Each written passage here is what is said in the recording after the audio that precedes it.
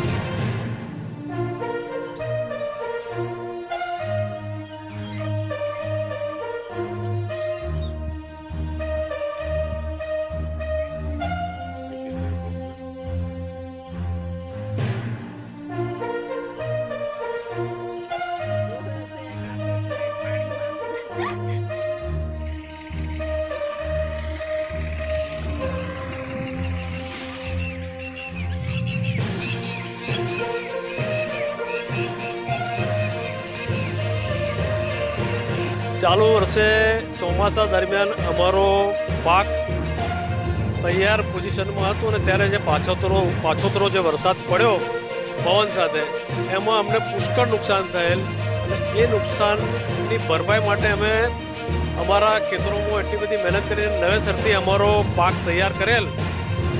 મુખ્યત્વે અમારો તાલુકો સિનોર તાલુકો, એમાં જે પણ ખેડૂતો છે એમનો મુખ્ય પાક કપાસ, એરંડા, શેરડી, કેળા. એમાં કપાસ અને એરંડામાં એટલું બધું આ ગઈકાલે જે વાવાઝોડા સાથે જે વરસાદ થયો એનાથી એટલું બધું નુકસાન થયું છે કે ના પૂછ. એનો આંક લગભગ કરોડોની અંદર આવે. કારણ કે અમે ચોમાસામાં જે નુકસાન થયેલ તેને એ પાકને તૈયાર કરીને 3-3 ક્વિન્ટલ કપાસની અમારી વીણી આવે એવો કપાસ તૈયાર થયેલ. અને ગઈકાલના વાવાઝોડા સાથે જે વરસાદ પડ્યો તેમાં અમારો પાક તદ્દન નિષ્ફળ ગયેલ છે. અમને કરોડો રૂપિયાનું નુકસાન થયેલ છે. તો તેના માટે સરકાર અમારા માટે કંઈ વિચારે, અમને રાહત કંઈ આપે એવી અમારી લાગણી અને માંગણી છે.